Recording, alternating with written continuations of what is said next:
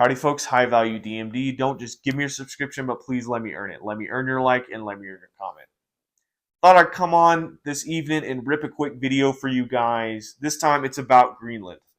I was watching this interview with this American interview Greenlanders.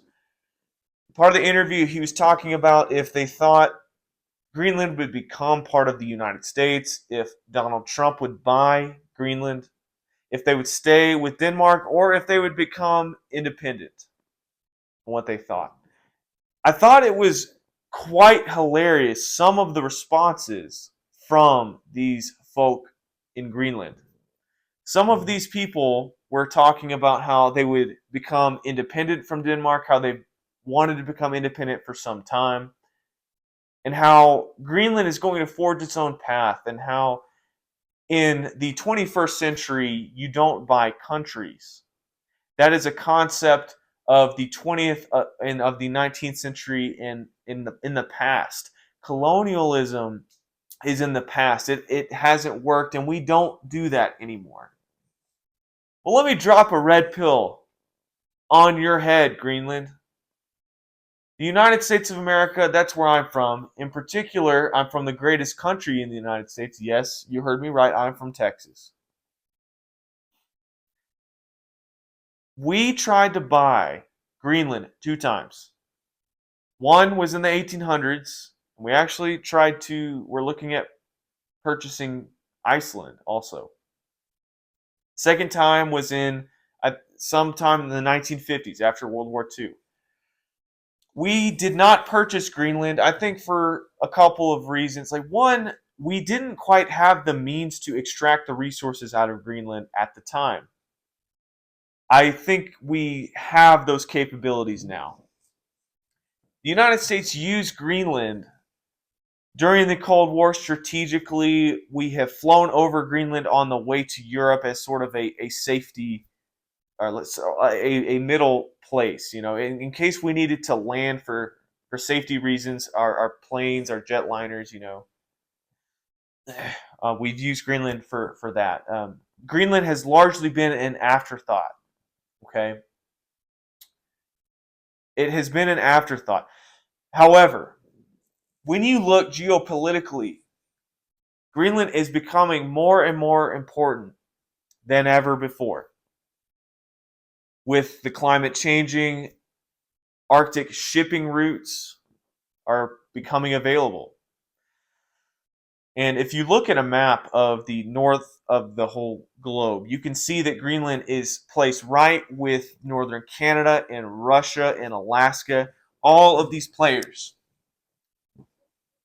Greenland has all of these minerals that we weren't able to extract before, and now I think we are. It has zinc and lithium and oil and natural gas.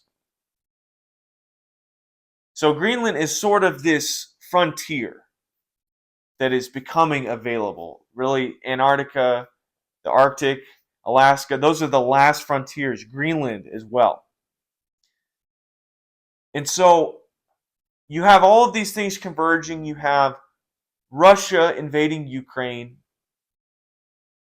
demonstrating modern warfare and how borders are still changing. It's bumping up against the status quo. You have China discussing how they are going to invade Taiwan. They've been talking about that for quite some time. You have their incursions in the South China Sea. The world is changing.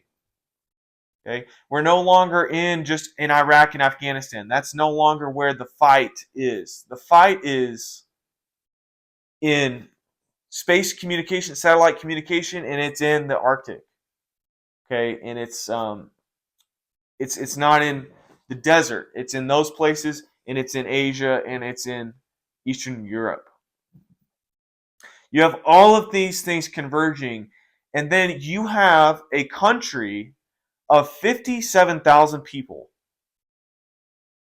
That's almost the size of my hometown. You have these people who think they have any say whatsoever in their independence and in their determination, their self-determination. They actually think they are going to control their destiny, That's a complete joke. Okay, they are not even living within this universe. There are so many corporations and special interest groups that have probably been targeting Greenland for quite some time. President Donald Trump brought up the purchase of Greenland in 2019. Don't think for a second that there's not people in the shadows behind that decision, that there have been people that have been looking at Greenland for business opportunities for some time. Don't think that the Prime Minister of Greenland is not being called upon by all types of powerful people for profit and for gain. You guys cannot stay out of war. You guys cannot stay out of development. The Prime Minister of Greenland says, "Oh, we're open to talks to President Trump." You don't understand. You're going to pick your new daddy, okay? Your daddy's not going to be Denmark anymore. Denmark has no military that can hold and protect Greenland. They do not have the economy. They do not have the resources to take care of Greenland. Your new daddy is going to be President Xi Jinping of China. It's going to be President Vladimir Putin, or it's going to be President Trump. Those are your three options. Those are your three options of the sphere that you're going to be pulled into. And I suggest you pick the United States of America, the most powerful country in the world, the richest country in the world, largest military. And I will say, it is quite remarkable how just the sheer amount of power the United States holds in this world. And don't get me wrong, they have done some bad things. Okay, the whole Afghanistan, Iraq thing. Don't get me started on that. Okay, there were some issues in Vietnam. There's been some things done that have not always been the best, and I will place that out there. However, a country that wields almost an annual $800 billion military budget that is on record, and we all know that there's blank checks being written that's off the books. A country that holds that amount of power, that is even allowing you to exist right now independently, that is honestly, that's incredible. That is incredible. Do you think if Russia was us right now, if they would even be talking to you, if they would even be open to discussion? No, they would be steamrolling right into your country, right into your capital, and they would be subjugating you, and they would be doing whatever they want with your culture immediately. The United States owns Puerto Rico, and what do you know? Puerto Rico is still a majority Spanish-speaking country. It still holds its culture. The United States has had its problems, and it has mistreated the indigenous population of the United States. Indigenous, they come from Asia. But, okay, they have reservations today, and they have their culture today. But trust me, there's been injustices there. Don't get me wrong. The United States owns American Samoa. It owns the Virgin Islands. It owns Guam. It owns Hawaii. And Hawaii has, it has been influenced in many ways, and it was taken over. It was a monarchy. But bottom line, the people of Hawaii have been treated pretty good compared to the people, some of the groups in China that China owns. China mistreats the people in Tibet and in the Xinjiang province or whatever, okay? Greenland, you want to be part of the United States. Your standard of living would be better. Bottom line. You would be protected. Bottom line. So this whole notion that you think that you can come to my country's negotiating table and really have a say is very arrogant. It's very arrogant of you. In my opinion, you should feel lucky. You should feel very, very lucky that that the United States is as fair and as soft-handed as they are. We would not mistreat you. We would allow you to stay who you are. But you would benefit by being a part of us, of the United States. I have no idea what the culture of Greenland is really like. It sounds like they're very anti-war. It sounds like they don't want their nature impacted. Oh, of course I understand that. I understand that 100%. You guys gotta you have to understand who you're dealing with. And I will say, from what I have seen about your country, you are not a developed country.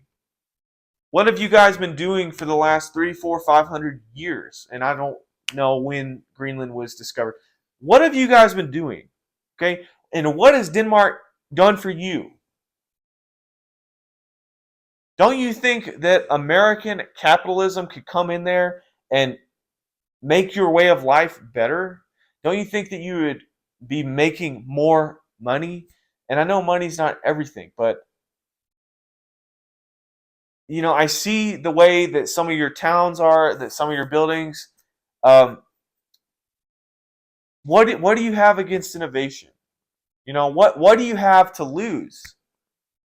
If you approach the conversation in the correct way and made sure everything was protected, your nature was protected, but you could benefit, why not? Why not? That's the way I see it.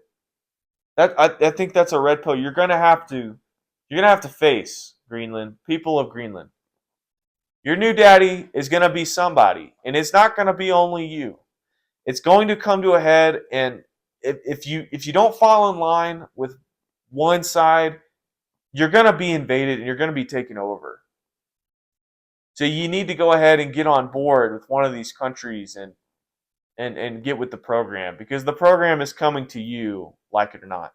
With that video, with that, I will end this video. I hope I earned your subscription. I hope I earned your like, and I hope I earned your comment. What do you think about Greenland in the United States taking Greenland as a state or a territory? Do you think it's a good idea? Do you think it's a bad idea? Do you think Russia or China will take Greenland if we don't take Greenland? Let me know what you think below. Until next time.